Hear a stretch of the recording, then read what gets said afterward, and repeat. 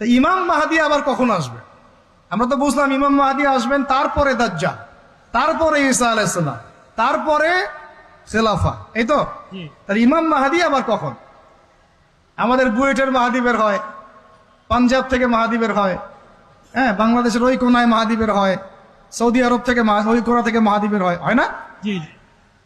খুব ভালো করে মনে রাখবেন, যতক্ষণ এই বিশ্বে একটা মালহামা না হচ্ছে মাহাদি আসছেন না।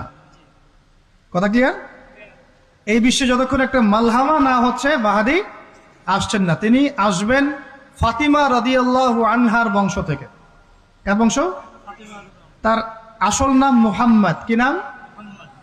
তার নাক উঁচু, নাক একদম উঁচু খাড়া, কপাল চওড়া, চেহারার গড়নটা আমাদের নবী সাল্লাল্লাহু আলাইহি ওয়াসাল্লামের।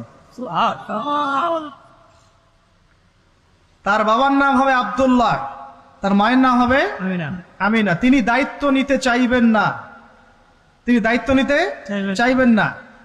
তিনি দায়িত্ব না নেওয়ার জন্য মদিনা থেকে পালিয়ে মক্কায় চলে আসবেন, ভয়ে আমাকে দায়িত্ব দিও না, এই ভয়ে।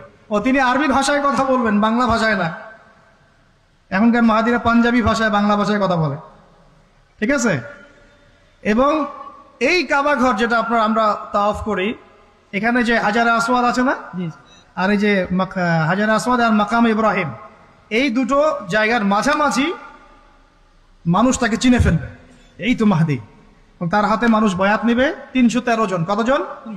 ওই তালুত বাহিনীটা 313, বদরও 313, এখানেও 313। এবার শুরু হবে আসল খেল। এবার প্রথমে ওই আরবেরই একটা গোত্র বনু কালব। কোন গোত্র? এই বনু কালব এই ইমাম মাহাদির বিরুদ্ধে যুদ্ধ করবে।